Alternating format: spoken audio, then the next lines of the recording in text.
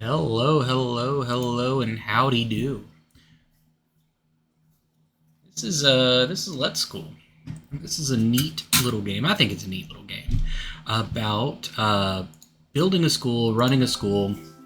Very Japanese influenced school, and you can probably tell from the graphics and languages on the hat and stuff. Very Japanese influenced.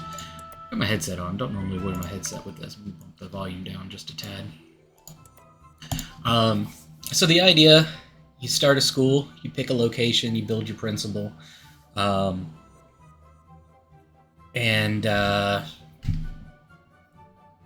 you have to run all your classes. You have to go out and find students. You have to bring them to the school. You have to get them the education they need. You got to train your teachers. Um, all of this stuff.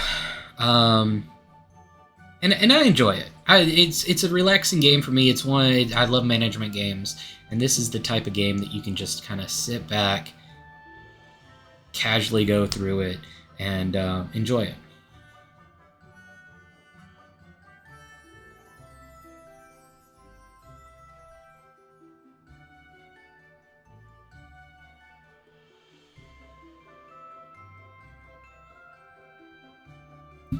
All right, so let's jump in. I've got the DLCs for this game. Like I said, I've enjoyed it, so I got the DLCs. I've beat it 3 times, I think. Once on normal, twice on hard, and both times were through the teaching victory, which we'll talk about kind of once we get in the game a little bit.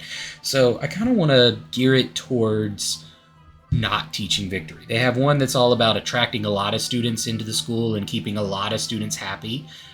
So I'm thinking that might be fun. They've got one that's designed around building the school up, and it has to do with building a bunch of things. And then there's another victory path that's based around clubs. There's like I think there's a singing club and a basketball club. There might be another one as well. And as you put students in the clubs that have skills that relate or are taking classes that relate to those clubs, they can get better at the clubs, and then you can put them in competitions against other schools. So just a lot of different things. So we're going to shoot for one of those 3 victories. The teaching victory is more along the lines of getting students that have high aspirations to pass your classes. And some of the highest level students, the 5-star aspirations, require really good teachers, really well-designed classrooms, really good schedules to get to that point. But again, we'll talk about all that later. For now, let's jump into a new game. We're going to do career mode. And we got a couple of different maps. They don't vary too much. This map, kind of the big things here, right? There's 8 plots. It's a temperate climate. That doesn't really matter much. Even on the temperate climates, you're going to have cold days and hot days based off the season that you're in. And you're going to have temperature adjustments for them. So, again, not really too much of a to-do. What's the big things on this map? All the plots, you've got this one big plot of land in the middle. You'll start with one section, and you can buy the plots on the side, the plots behind, but it's all connected. That's kind of the big shtick there. This plot, again, 8 plots, temperate, kind of the same idea. You get this stuff in the middle, but you'll see there's these waterways that go in between. So, like, you've got a long stretch of plots here, then you can cross a bridge and have, like, a limited, I'm going to call it, build area here and a limited build area here. So you've got these rivers in between. So if you want that dynamic of the water and maybe building different stuff, like you could go into this thinking, I'm going to put the student dormitories over here where it's got the waterway and they're kind of isolated. And then over here, I'm going to build the main school. And over here, I'm going to build a wonder or something like that that might take up a lot of space. Or maybe I'll put my art students over here and my science students over here and kind of build around that idea. I don't know, just something to think about. Or there's this last one kind of differs a little bit. Snow Cotton Town. 7 plots as opposed to the 8 of the other maps. It's got a polar climate. You happen to start on this plot here and expand outward. So you've got a couple of plots through this area and then one off to the side. Again, I don't think you're necessarily squished for land. On my last playthrough, I think I only I had the starter plot, then I bought the one on the side that I actually needed off to one side, and then on the other side I bought one just for the sake of buying it because I had so much money I didn't know what to do with. So I don't think land is necessarily a limiting commodity, depending on what you're doing. Again, that was a teaching thing. Maybe if I'm going population, having the bigger school might be important, the bigger footprint. But I think I want to try this one, mostly because I'm intrigued by the climate. I know in the temperate map, I have to do both cold and hot temperature in the classrooms, and eventually you'll unlock the technology for central HVAC, which perfect temperature throughout the whole school. But getting to that point is quite the technological investment. So I wonder if maybe polar is better. Maybe, I don't know, I haven't played it, but maybe it doesn't get hot, so I don't have to worry about putting fans in the classroom. I can just focus on heaters, and that might save me a little bit of money. I don't know. It's something I kind of want to explore, and I haven't played this map, so I want to do this one today. Game difficulty here. I've been playing on difficult. I like difficult. I think for this set of videos, I think playing on difficult will be good. It'll give us a good picture. We start with a measly 40K. That's not really much money, right? We got to run a whole school. We got to build stuff. We got to hire teachers. We got to train people. We got to invest in neighborhoods. 40K, not a lot of money. We're going to have to make do with not a lot of money. We're going to try to offset that in some other ways, but it's a good starting point. Next up, we've got exam difficulty. It's difficult because we're on difficult. Management difficulty, they're snowed under. I don't know what that means offhand. I think it means that it's harder to manage the management levels. So like each classroom has a management amount to it, and I think the more students that go in there, it's harder to manage that. I know for sure, but then I think the management levels are a little bit lower. So like the assistant principal, for example, that they report to might have a harder time managing it. I don't know. We're going with it. Satisfaction difficulty, hard. It's hard to keep kids happy. It's hard to keep teachers happy. Any setback counts for more, essentially. Asset price depreciation rate, 40% refund. That kind of hurts, especially while we already have low money prices and rewards. We're in an economic crisis. Disaster occurrence is high. This is actually the most painful one for me. I hate the disasters. We're gonna do, we're just gonna jump into it though, because that's what we're doing. And aesthetic style 3. I don't know what that is. All right. Oh, and the competition intensity. The other schools are going to be quite good at what they do, but we're gonna have an uphill battle throughout this. We'll confirm this. Move on to our next stage. Hey, long time no see. I'm the headmaster of your old school. By the time you read this, I'll be retired, traveling the world. The school you loved is in a bad state. I tried my best, but my best wasn't good enough. Now it's time for you. I'm asking you to take over the headmaster position. Please do what I only dreamt of doing. I've hidden a treasure somewhere on the school grounds. If you revive our school, that treasure is yours. Also, this dude is a cat. Kinda weird, huh? Alright, here we are. Do average build. Our name, Mr. Laz. Got Japanese cartoonish stuff. This guy looks like he's the main character of an anime. Can we really make him stand out? Maybe with some blue hair. And give him a bit of, I don't know, the beard kind of not really doing it in the blue.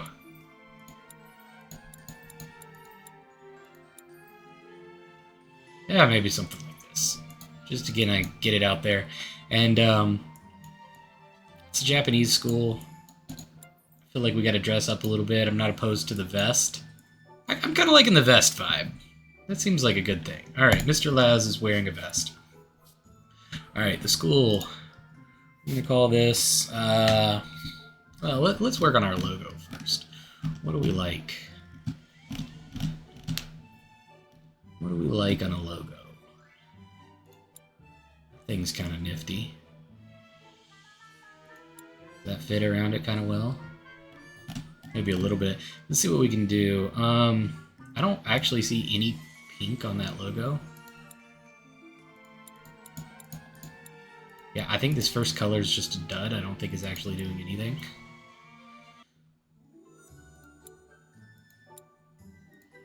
Okay, well, we're just going to put it there. I want something to make that animal thing kind of stick out. I like the leaves, but I don't know that the leaves work with the animal logo.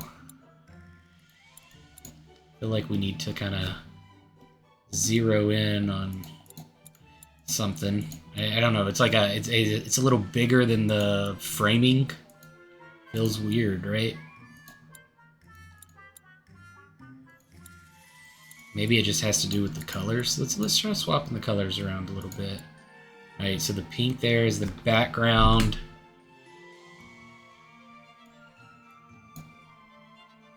I'm okay with something like a white just to kind of put the focus elsewhere because there's a lot going on. It's a little busy. The leaves we can put in a green color, and that thing at the top. I don't know what that's supposed to be. We can call it sunshine. Make it a yellow color. I don't know. Kind of seems busy, right? Seems like a lot going on. Switch it to something like this. I don't hate it. I like that. What's our school name?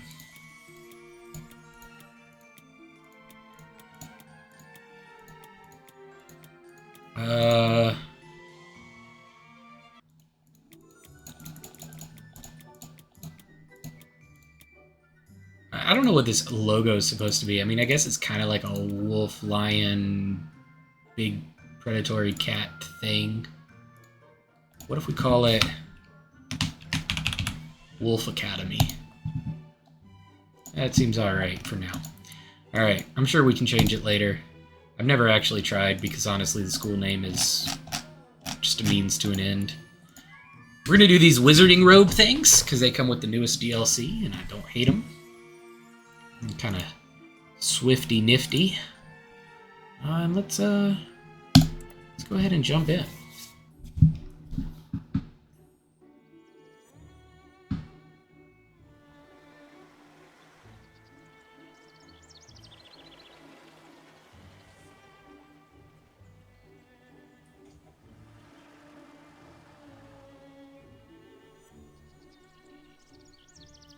Alright, there's our school in all of its glory.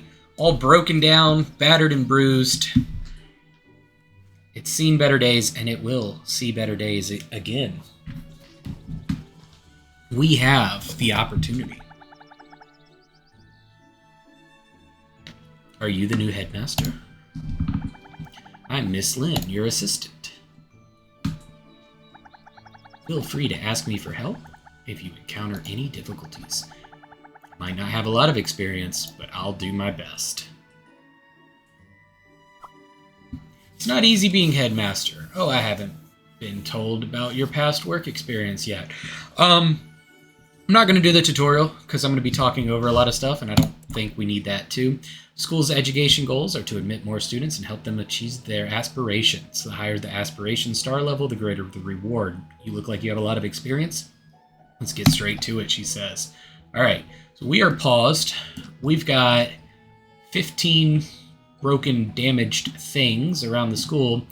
And our first set of students that we're going to pull from is across the street here, Mudford. So we're going to come over here and we're going to take a look. We get $71 per student in the tuition. It's a poor family situation. So not exactly the most ideal that they're poor. Means we're going to get a little bit less money per student. Work hard and build your first class school. You can work hard in many different directions. Let's head for the future. All right, so this is going to give us our victory conditions that we kind of talked about. So teaching is going to be prioritizing getting in higher students, higher aspirations, and achieving their goals. More students is about getting in a large amount of students and keeping them happy. I'm not against this one. I think this one might be what we want to try. Build the most beautiful school is more about building and investing in high tier buildings and lots of buildings, lots of classrooms, lots of facilities. Or creating the strongest club is more club-centric, as you can imagine. Focusing on maybe a basketball team or the singing, the chorus classes. I think overall I want students from all over. I think that's going to be our victory condition, what we want to aim for. It's also going to give us the goal starting off of getting a lot of students in. I think we can click on it and see more information here too. Yeah, and we can change them at any point. So like if we wanted to switch to construction, we can. But you know, teaching victory is just getting in 10 students with 2-star aspirations as the first level. 50 students is probably harder to do. The building score is just going to happen naturally over time for us. And really all of these things just kind of naturally happen. You can accelerate it if you're focused on building. The advanced wonder comes with high-level technologies, I think, being researched. We'd have to double-check that to be sure, but it just happens. And then again, clubs are about getting one of the clubs to higher and higher ratings. Excuse me. Grab a cough drop real quick.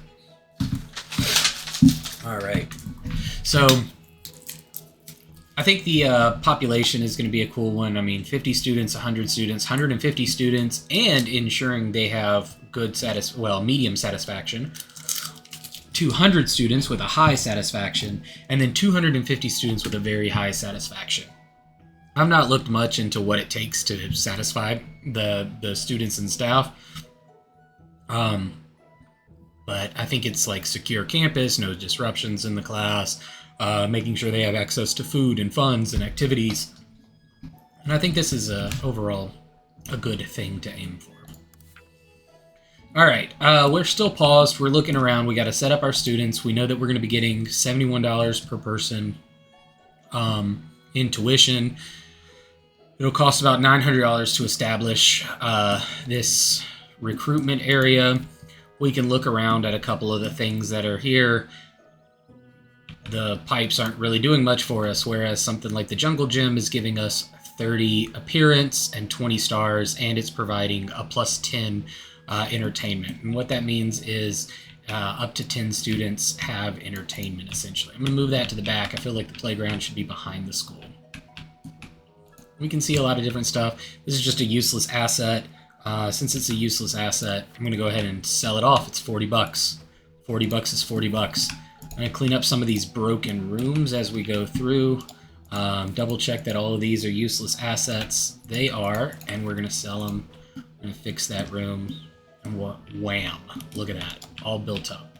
All right, what do we have over here? More things that don't do anything, so we're going to sell them, right?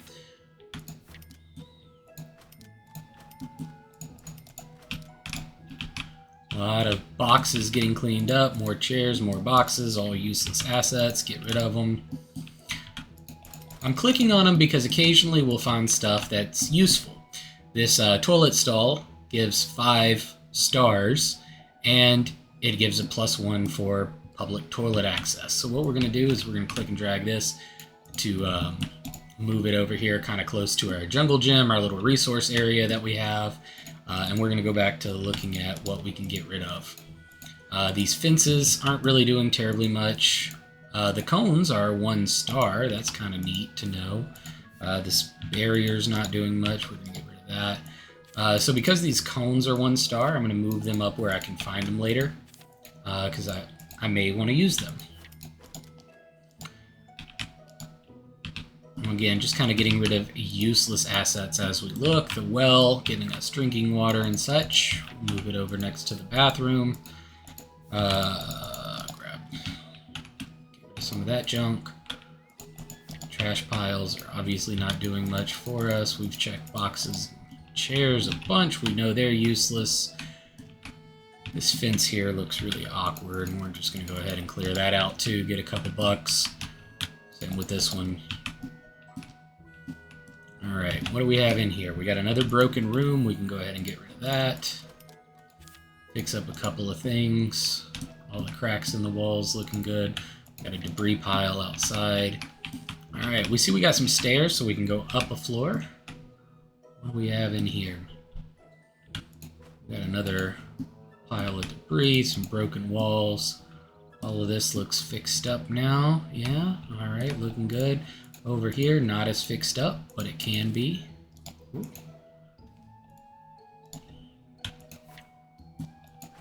Got that fixed up. Get rid of some of these chairs in the corner. Oh, we got some boxes hiding in the corner there. All right. Kind of looking like a school. Now, one more thing I like to do, because I'm going to build up eventually anyway, which means I'm going to get rid of this stuff eventually anyway. When I get started, I want to sell the roof. All of these roof pieces are worth a few dollars, especially starting on hard. Those few dollars matter in some cases. And we're going to clear it out, because like I said, probably going to use this space later. We're probably going to build up. We're probably going to have a third floor. Most of my schools end up going to like floor 5 or 6. I don't know if it's necessarily cheaper to build up than it is to build out, but it, to me, makes sense in some of these situations to build up. As you can see, we can keep going up. We're on floor 12 right now, so lots of opportunities there. All right, so we got the map cleared up a little bit, if you will. We're gonna pull these cones up here. I don't see any reason to maybe not put them in here. Is that gonna get us to level 2? It's not right away. That's unfortunate. Thought maybe we would hit level 2, but that's all right. In the headmaster's office, you can do training of your staff, so I want to try to hit level 2 if it's not too much of a burden. We're at 63 out of 100 there. Might be a little bit of a stretch at this point to try to get that high. Thanks to the DLC, there are some good DLC items that add a lot of value. Like we can put a clock on the wall over here maybe. That gives us a lot of environment score. And every time we level up the environment score, there's that slider at the top right. So we're between the 30 and the 90 benchmark. If we cross over that 90 benchmark, we'll get a good bit of facility score. Same thing with vision. If we cross over 60 in the lighting, we'll go up. It's nice things to look at. Some of these items have straight up facility score associated with them, and some of them are outside. If they have the little green triangle, it means they're an outside piece of furniture. But something like this cellar door gives a +3 and can be placed inside. So, you know, hey, the headmaster's room. Maybe it needs a little trap door in the corner. That seems like a cool thing for it to have. Gets us a little closer, 68 out of 100 currently. Part of the problem, we don't have a lot of decorations unlocked, and I don't necessarily want to spend a lot of money in here right now. So I think what we're going to do is just kind of leave this. We'll come back to it later.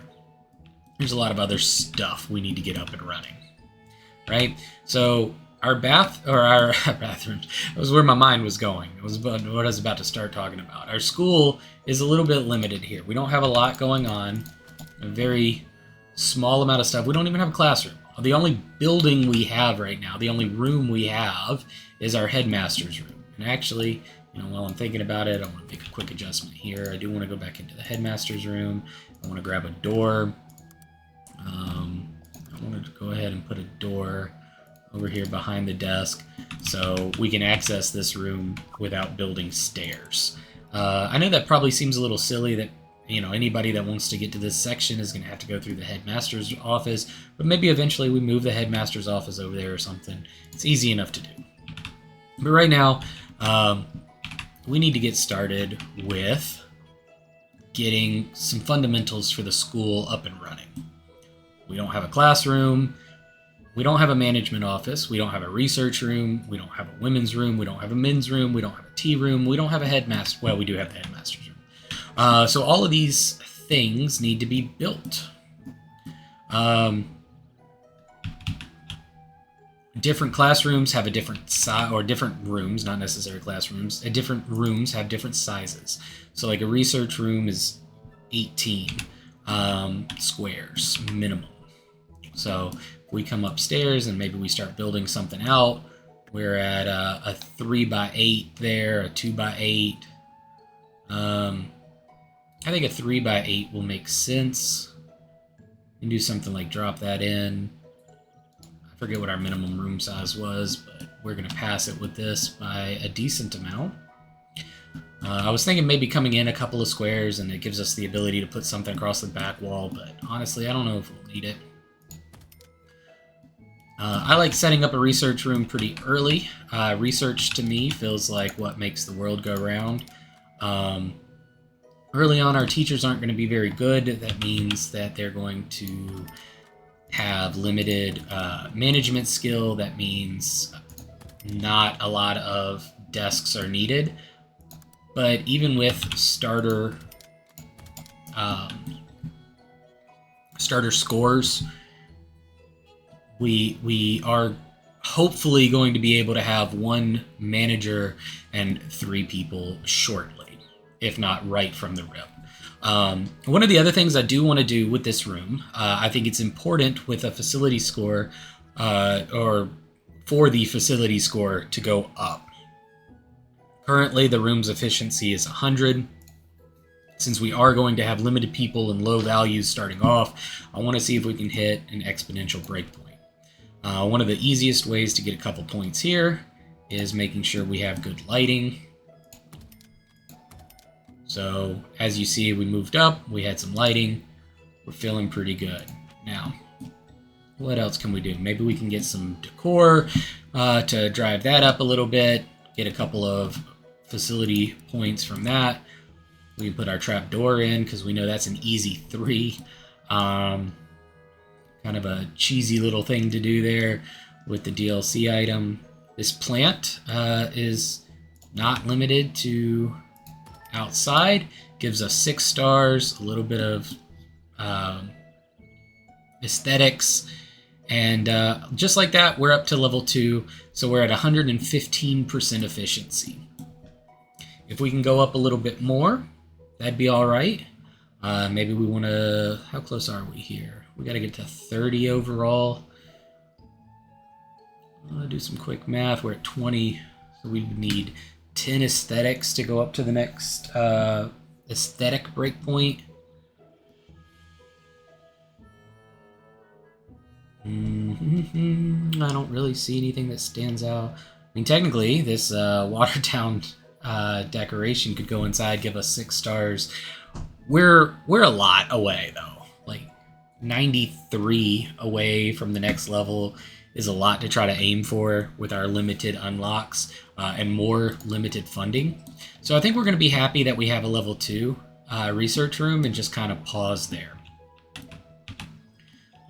Another big room that we're going to need to build is our tea room. We're going to have to make sure we have one of those. That's where kids can go and get a water break and things of that nature.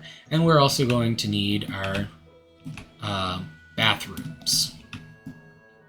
So I think one of the easiest things to do, we can make one of these, maybe a bathroom, split, boys' room, girls' room, and maybe another one of them could be classroom. Maybe we could do a bathroom in one section, bathroom in another section, and the tea room in the back. I don't hate that idea, and then that allows us to kind of build a slightly larger classroom over here, maybe, still taking up maybe about half of this space. I don't hate that. Let's see what that looks like. So let's start with a tea room. It needs 16 squares. We can go across 8, which means we only have to go out 2. What does it look like if we go out 3? Would that give us decent bathroom size, or should we stick with 2? Let's, choices, right? Let's do like this. We'll drop our door kind of right in the middle. And walk straight in, walk back to the tea room. This is feels like a really large tea room. I do not like the way that landed. Let's bump it down some. These shelves are nice because they can go over the other items. We can do things like that. Now, each one of these is going to provide a star, which, truthfully, I don't care about the facility score for this room too much right now. It's just providing water to the students. The more important thing is it's providing drinking water. And every time I drop one of these items in a position around the room, somewhere, some way, right, it gives me an amount of drinking water. And I can see when I'm kind of in this room, I have enough drinking water to support 30 students. That's not a lot, but we've got a big room so we can grow it later. I just don't want to invest a lot of money in water right now. In addition to the tea room, we're going to need a bathroom. We can kind of build our men's room to go straight in line with all of this. Let's rotate our stalls around. And just like that, we have a decent men's room. It's not completely decent. Anybody that's ever been to a bathroom knows what it's missing, and we'll work on that in just a second. Really wants me to put this door down. It's interrupting my stall placement. Alright. I could have done this while in the other room, or in the other build, but sometimes it's a little easier to jump out of the building that you're in and into item mode to place things, because it kind of allows you to rotate between rooms. So I'll drop two sinks in each one of these. Just kind of make sure that we're progressing forward a little bit, making sure we got what we need. We're also going to need some lighting, I believe. Let's get some lighting in here. We'll get lighting in the tea room as well. I guess we'll get a light in the hallway as well. Just like that, we have a functional men's room, women's room, and a tea room for our students to be able to get some drink. Alright. What else do we need? We've got our research room, but we don't have researchers. We gotta look at staffing for that, but we don't have any teachers that we can recruit because the game hasn't actually started. I haven't taken it off of pause yet. It's telling us that we don't have anybody running the research room, which we know. And we still don't... Well, it's a school, and we don't even have a classroom yet. We got everything else built except for a classroom and a management room. Let's go ahead and look at what we can do with a classroom. Classrooms have a minimum of 20 in their size. So 5 by 4 I think would be pretty good. 1, 2, 3, 4. Bummer. Unfortunately, I thought maybe we could squeak in 2 classrooms over here, but I don't know that we're going to. 1, 2, 3, 4, 5, 6, 7, 8.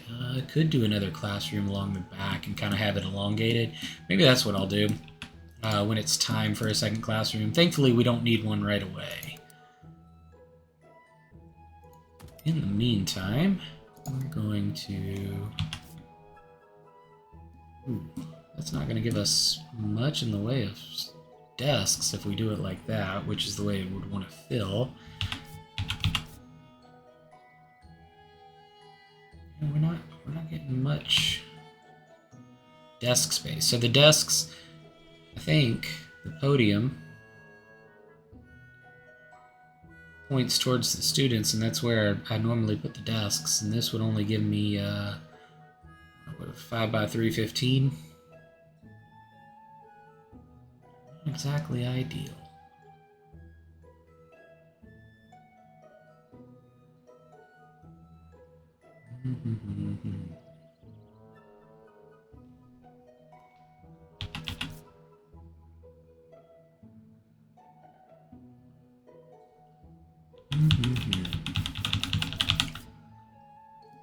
Should we change this classroom a little bit? We could bump it out another row. Maybe shift it sideways, maybe make it the Full space. Maybe we just be okay with this.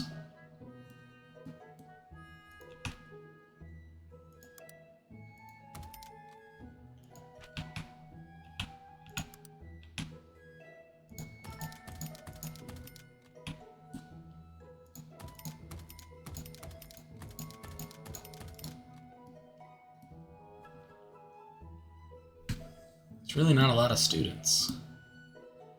It's giving us space for 12. And students, as a reminder, are how we are going to make our money. So we want to make sure that we have a lot of students, a lot of capability for students.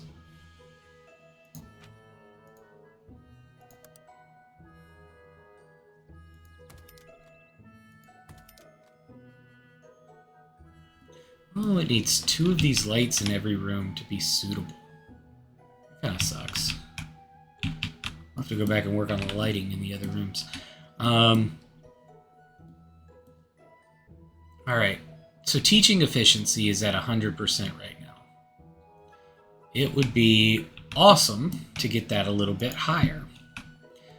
But we have very limited decorations. Kind of a theme that we keep running into, right? So what I want to do, there's this window that I kind of like. It gives a little bit of environment score, a little bit of lighting score, and a star.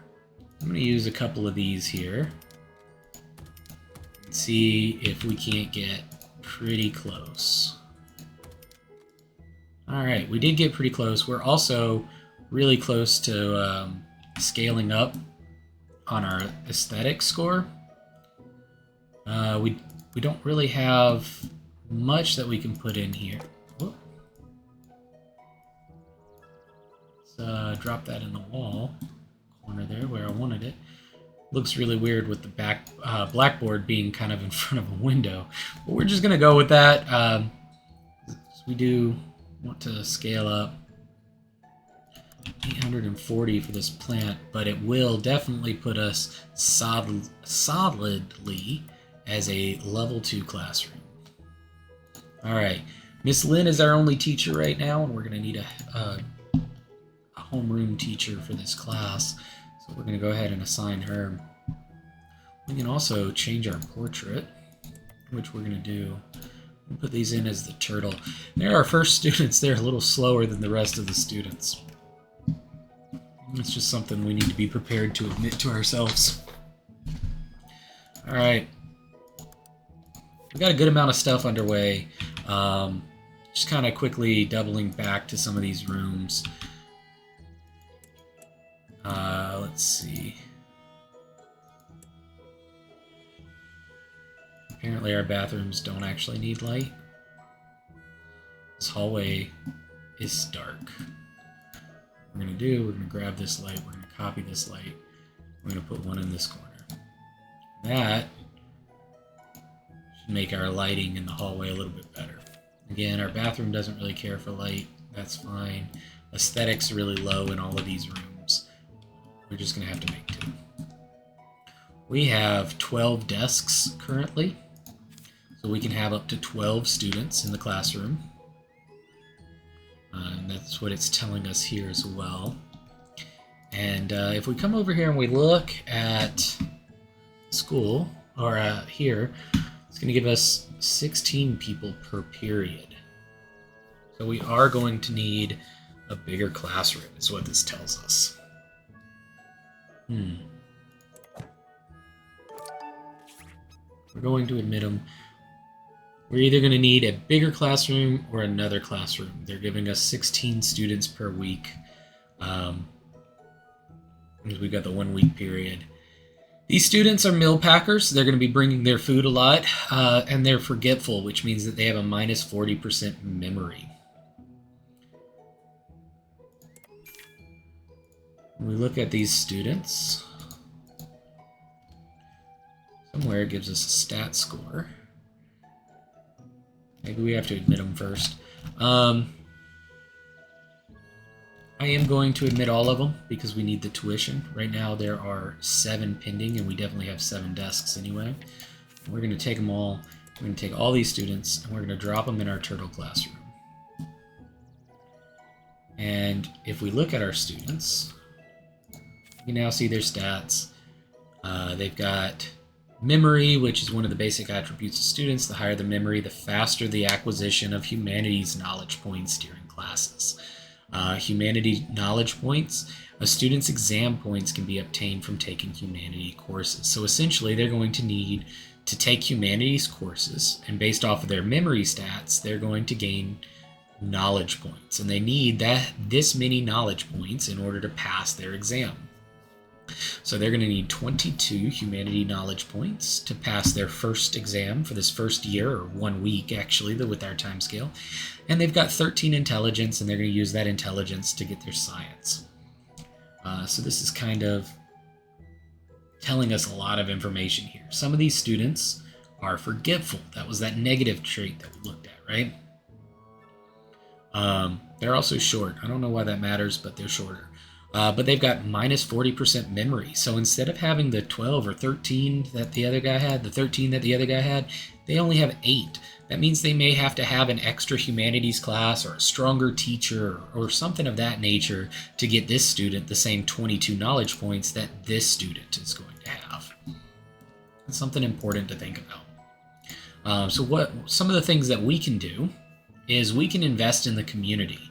We can invest in the community by spending some humanities contribution points, which we're going to get from sending the students to classes and things of that nature to raise their base skill.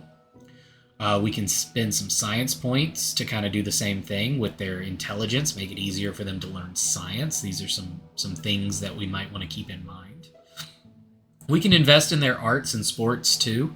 We can change their aspirations, so we can change what college they want to attend. I wish I could move this window, but we'll jump out. So currently this student, this community, this neighborhood wants to go to Haven College of Marketing. And Haven College of Marketing is going to require 16 humanities knowledge points and 66 science knowledge points throughout the 3 terms that this student is here. So across the 3 weeks, the 15 days, I have to accumulate this much for this student to be successful.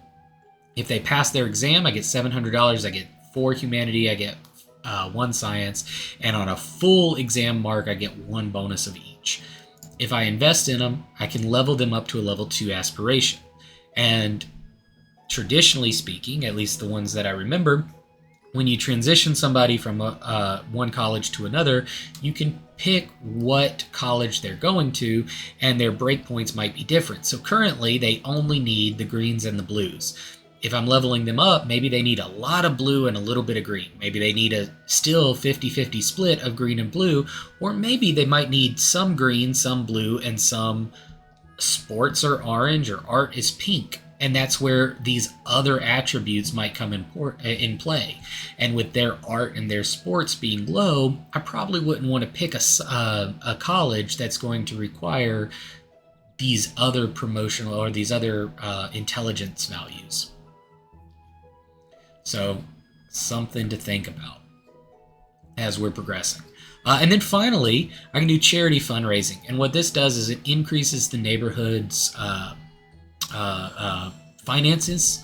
So it takes them from a poor to a normal financial status, and it would increase their money along the way that they pay in tuition. So this guy is going to pay $71 a day to come to my school. If I invest $100K, every student from this neighborhood is going to pay more. I think it would be about $130 a day. So a great way to kind of invest in your students and get something back from them. These are not going to be the only students that we find. As we continue, we're going to unlock a map. We're going to be able to scout different areas. We're going to find different students. Different students have different levels of learning. They have different colleges that they want to go to. They have different courses that they want to take so that they can hit those aspirations. We're going to bring in more students. As students pass exams, the neighborhood becomes happier with the school. They'll send more students. So right now, where they are 60% happy with us here. We start passing some of our exams. They'll go up to 100. We're getting 16 students a day right now. I think when it caps, we're going to be getting 25 a week. Obviously, quite a lot more. Adding 10 more students at $71 each is going to be a great way to drive up our finances a little bit. Speaking of finances, We've got $26,422 after selling off all the crap and building some initial rooms.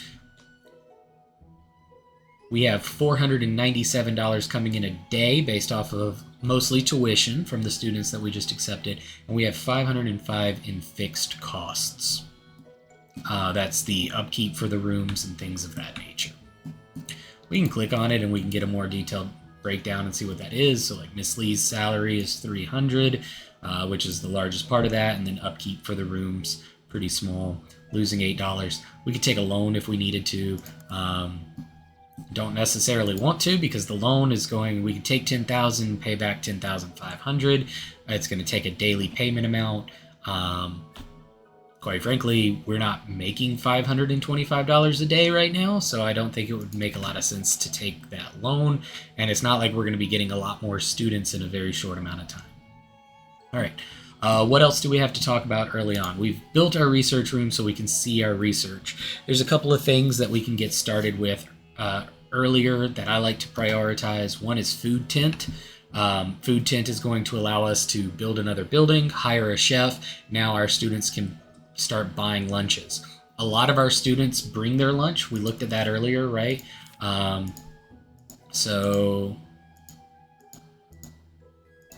not a ton of them are. There's one that was a meal packer out of these first 7 students. So that means 6 people have the potential of buying lunch. Maybe getting the food tent up and running is a great idea so that we can start pulling in some additional money. Another thing that we can do is invest in our research. We've got humanities and science courses here. As we advance those, we can get morning reading and logic training that makes science and humanities a little bit more important. We can continue into deeper levels of science and humanities. Might be something good to look at early on. You can see the bar up here at the top. This is kind of how you would unlock the different tiers. So important to think about this too. School reform. School reform is a huge one. It's going to unlock a new building type. It's going to unlock the dispatch ability. It's going to unlock festivals.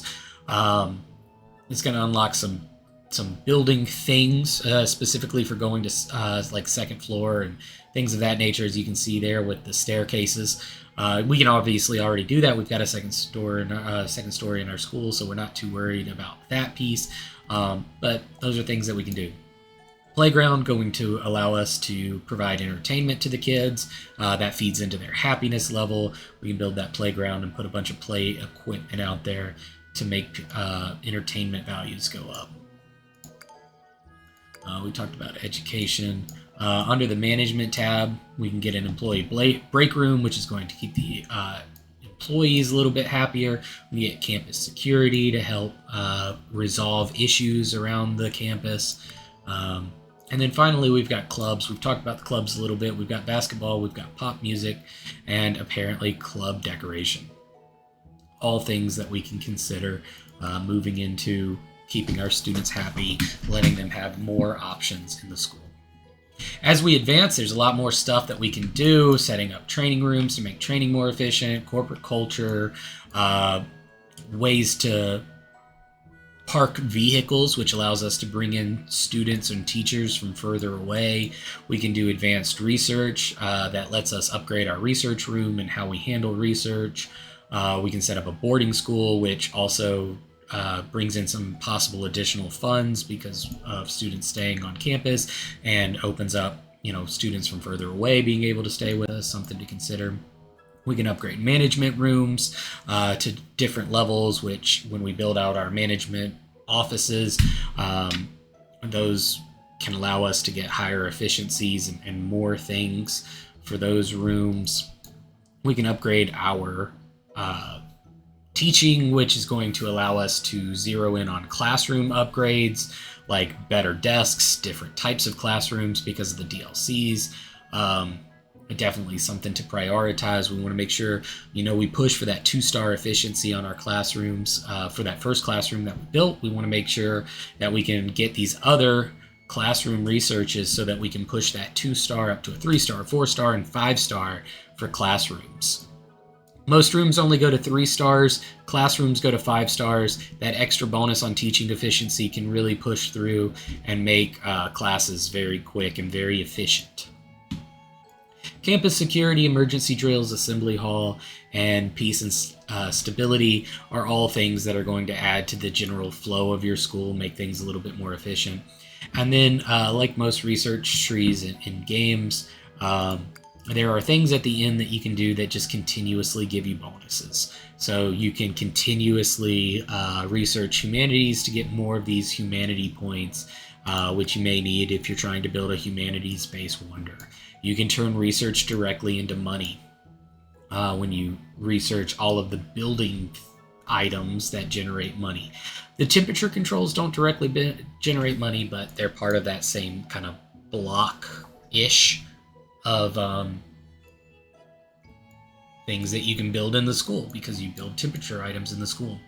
We can build hygiene items to make things a little bit cleaner. We can build shower stalls to make sure that students are healthy and clean. We can build infirmaries and student guidance offices so that students are not sick and have better relationships. We can also improve relationships and get items that allow students to build friendships better, and those friendships will also aid in their satisfaction. All important stuff to keep track of and things to think about as we start moving into research. Now, we've done all of this before we've unpaused the game. We've done a lot of setup. We've got $26,000 in the bank. We've got our headmaster's office, our research office. We've got our tea room and our bathrooms. We've got our classroom set up. We don't have enough desks in our classroom. We are going to have to find a solution for that. We know we're going to have 16 students, so I think we should probably go ahead and answer for that. I mean, we've got the money, and we know we're going to need to. So if we just kind of push this wall out another one, all right, 1, 2, 3, 4. We're going to be pretty tight. I don't know if having a desk outside the podium range is going to be affected. I guess we could try it. Let's do that. Let's head on back over here. Yeah, this is going to give us the ability for 16 students. That's what we need for this first tier. And we're going to go with it. One other quick, hey, how are you doing? One other quick thing that we want to think about before we get going too far into the school year is we've got our school calendar. We're going to set up our 4 periods a day for our 5 days. Each year, quote unquote, each period or semester is only 1 week for us based off the settings that we use when setting up the game. But things are going to start growing exponentially, right? We're getting 16 students per week this first week. These 16 students are going to go through, they're going to graduate. Hopefully our relation with Mudford's going to go up, and we're going to get more students next week. So we're going to have 16 students that are in year 2 and 16 plus however many more we get from hopefully doing well on our tests going into the next year. So we need to make sure that we have space for another classroom, at least one. And that other classroom is going to need at least 16 desks, but probably more, maybe up to that 25 limit that I think it maxes out at. And ideally, we'd want 25 because eventually we're going to make that neighborhood happy enough that they are going to provide us with 25 students every year. Our third year, we're going to have the 16 students that we're taking in this year that have graduated or almost graduated. Year 2 students of, let's say, 20 roughly, and year 3 of hopefully 25. And then after that, it's going to be 25 every year as it cycles out. The year 3 is going to graduate, year 2 will become year 3. So it becomes very exponential. We need that because we need that money coming in. It's also where it's really nice for investing. Sorry, click the wrong button, but investing in our students, we drive that up to, we invest $100K in them, they start paying us $130 a week instead of the $70 a week that they're paying now. We have 3 years of 25 students each, that's 75 students. That's a pretty good size lump of change that's coming in just from this one neighborhood. But it means that we need the classrooms to support it. We're a little bit away from that. We gotta think about those things as we're going. The other thing that we want to think about is as we meet goals and do things, we can get some bonus money. So far we've built a couple of rooms. We get 20 trophies. When we get 200 trophies, we go up to the next school rank. We also get a $500 bonus currently for the rooms that we've built. We want to keep building rooms and stuff, try to generate some money. But once we hit level 2 school, this new facility building goes away. So I want to try to build whatever rooms we're going to need before I start collecting the trophies, so I can go to the level 2 school after I've collected a lot of bonuses from building new rooms. That's kind of my little goal, a little bit of metagaming going on there, but I think it's important. All right, so we don't necessarily want to mess with that. What are the other pressing things that we need to do? We got some reminders up here. We need a research topic, but we don't have actual researchers yet. We need a facility manager for our research room, but again, we don't have the staff for that yet, so we're just kind of hanging out. We'll get those when we get our staff unlocked, which will actually start happening once we hit play, which we still haven't done. We're an hour into this game and we haven't hit play. And then we have to set up a classroom. So we talked about it. Our students are going to need a certain amount of humanities points, 22, in order to graduate or pass the exam at this year. They're going to need 66 total to pass at the end of year 3. They need 22 science points for this year, and at the end of year 3, they're going to need 66. So we need to plan out our courses to start gearing them towards success. So conveniently, we've started with 2 teachers. Miss Lynn is a humanities teacher and is our assistant, and our headmaster is a science teacher. Our science teacher has a 13 teaching skill. Miss Lynn has a 12. It's not exactly great. What we're going to do is we're going to back that out. I'm going to put 2 days back-to-back of science teaching.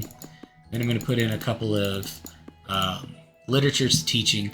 And the reason I'm going to stack it like this is we actually get enough science to pass because of our 13 score off of 2 full days for all of our students. Even the ones that are failing are currently getting just enough science points to be able to pass their test. Miss Lynn is not as strong as a teacher, and some of these students have that lower memory that we talked about, so it's going to take more teaching skill for them to get the humanities knowledge that they need. So what that tells me is I need to make humanities a priority. How am I going to do that? Well, currently we're passing on science without me having to do anything. The lowest performing students still have the science that they need to pass. That's important. I can go into training and I can select Miss Lynn. She has a training proficiency of 40. That means I can pick any of her skills and train it up to the point that it would go to 40 or above, and then after that I get a little warning sign because training a teacher above their training potential makes it really expensive. I mean, even there we can see we're going from 3574 all the way up to 6907 because we're crossing over that 42 threshold, or we're crossing over the 40 threshold into 42. So what I'm going to do, I'm going to set up Miss Lynn to get close to that 40 teaching. I'm just going to let her run in the background on training and see if we can get pretty close. All right, we got a lot of things underway. We still haven't even unpaused the game for the first time, but I think we're ready to. I think.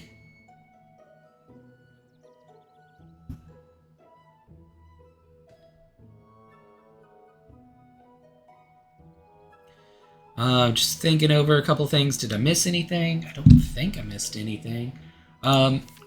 We haven't talked about the management view, but it hasn't really come into play yet. Got a couple of spaces to build some management offices up here. I think that'll be good. Yeah, let's hit play. Let's see what happens. We got our students assigned to classrooms, I think. Yep, we did. And I pretty much just play on Tom's 4-speed because the game's a little slow, otherwise I feel. All right. Students of Mudford never really had a chance to succeed anywhere, so they're excited we're giving them a chance. We're bringing them in. They paid their tuition for the day. Again, we're barely negative, so we want to keep that in mind as we're looking around. We can see our recruitment's going up a little bit. That's important for us. We want to make sure we're getting teachers unlocked, because one of my first priorities is I want to get somebody running our training room. I want to start researching as quickly as possible. All right, let's pause real quick. Miss Lynn completed her training. I think this is an important thing to talk about, right? So we were already passing on science everywhere, but now that Miss Lynn is a better teacher, we're moving through lessons faster and we're getting better lessons in. So where we had the ability, these lessons were not locked before. But now that Miss Lynn is a better teacher, she's teaching faster, she's going to need more humanities classes to be able to teach. Now, technically she doesn't, because technically the students are reaching their 22 points that they need. But these last 2 days, she's not actually teaching anything right now because those classes are locked. We're going to have to go through the research tree and unlock those classes. And as she continues to become a better teacher, she's going to go through that material faster and need more class or need deeper studies. It's kind of like the idea of you're going through algebra. Well, if your teacher's really good, you're going through algebra quickly. You're moving into algebra 2 a little bit faster. You're moving into calculus a little bit faster. So we want to make sure we have that. Now, the nice thing is we know overall these students need 22 points a year. If we click on the thing, they need 66 overall, or we can take the 22 and times it by 3 for the 3 years that they're going to be at our school. Any points, any knowledge points that they accumulate this year are going to carry over. So if our teachers get good enough, we can get them to the point where they're getting maybe 44 in each category on year 1. So year 2, they don't really need to do much in the classroom. Or maybe on year 2, they finish up and get the 66 that they need. And then year 3, they don't have much that they need to do. Senioritis takes hold. All things to think about. For now, we're going to put it back on play. I just kind of wanted to talk through upgrading and what that kind of looks like. Because our teachers getting better is the name of the game. It's going to allow us to move faster. Mrs. Sweets would normally tell us that we should build a tea room so that our kids can get some water, but we already did that because we saw it was available and just kind of jumped into it. Cough drop's not working. We're a little over an hour in, and we haven't even finished our first day, but we're looking good. This is one of the things that I wanted to get to, right? We want to start hiring new teachers. Lots of things to talk about here. We've talked about a few of these stats a little bit, but I think this is a better opportunity to start talking about them. So teachers come in a variety of flavors. You've got what subject they teach, so humanities versus science versus sports, for example. You've got their daily wage listed. These teachers, relatively inexpensive across the top. Yolanda, a little bit more expensive at $337 a day. Next up, we've got our teacher stats. We've got a teaching proficiency, we've got a research proficiency, we've got a training proficiency, and we've got the management proficiency. We talked about training proficiency a little bit. That's how good that teacher can potentially get if we put them through training. So somebody like Bianca, we could put them in training up to the point where they're at a 16 in these various attributes. That's not very high, and her starting stats are okay, but not great. Like, she's got some of the best management out of most of these teachers. Something to consider. She's got 4 research. That's pretty low, especially with us wanting to prioritize research. But yeah, that's kind of what we're looking at. And then finally, we've got, well, I say finally, there's actually 2 things we want to talk about. We've got our certifications. So Joey here, Joey Young, has a certification in science. So he gets a +2 proficiency to his teaching, and of course he's a science teacher. He's proficient in science teaching, which is why that +2 matters. And Yolanda has a management certificate, which gives her a +2 in management. It also allows her to be in a management office. So like if we wanted to set up a management room, which is important because managers can have bonuses that affect the rooms that they're attached to. So for example, we could set up Yolanda, put the research room under her, give her a bonus to researching, and I don't know, I think it's like a 10% bonus to research, which may be an important thing to do. This management proficiency is required to have that. So while Yolanda is expensive, it might be something to think about. She has a lower recruitment cost, even though her daily wage is higher.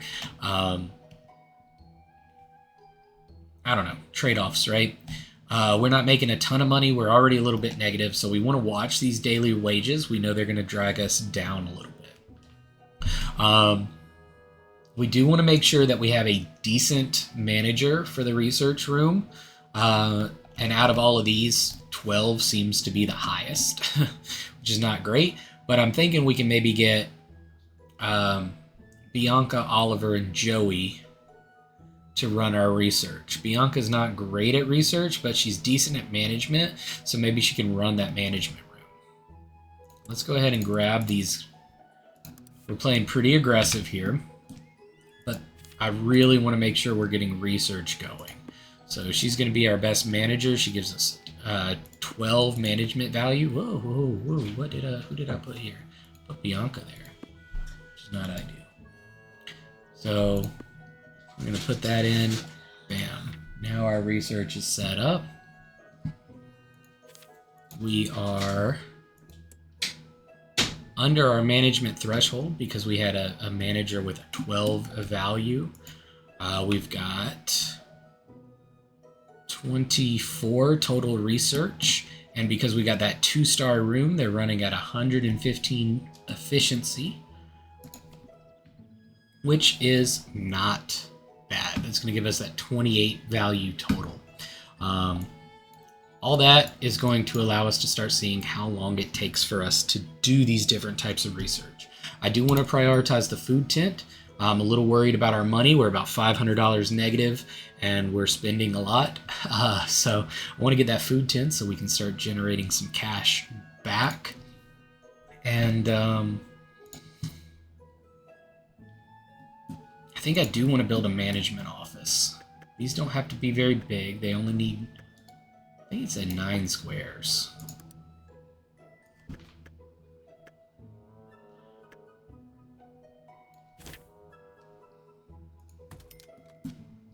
We can drop in a quick manager's office.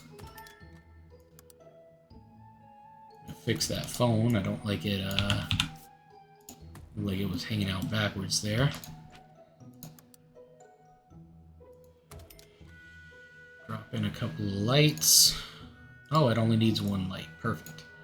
Since it only needs 1, I'm going to kind of center it up a little bit. I feel like that looks a little better. Doesn't need much going on in the management office,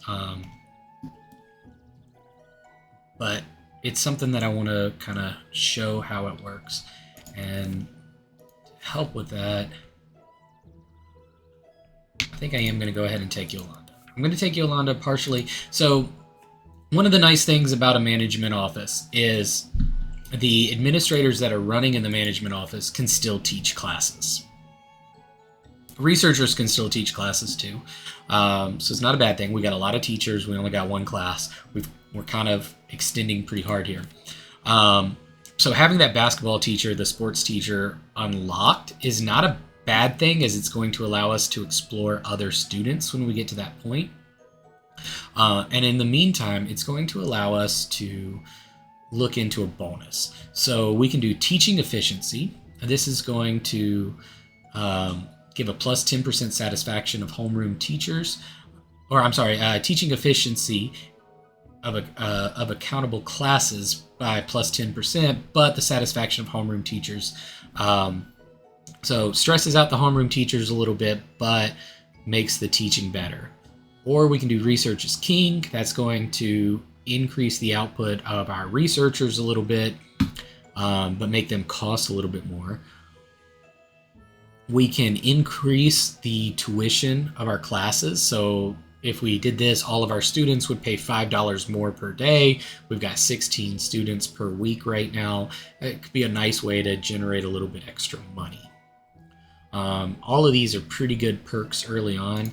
I am really leaning into this researching thing though. I think that's going to be super important for us. So we're going to move our research department underneath this manager. And what this does is normally the management room costs 10 points against the headmaster's 55 total management. Now, because we have a managing department, this managing department is only taking 5 away from the headmaster's office. And they have their own counter underneath of 37. So I can start moving some other items underneath here. I can move everything under here if I want to. And now my headmaster has a very stress-free kind of day, and this management department is running everything, really. And any research departments, of which I only have one, underneath them get that extra bonus throughput.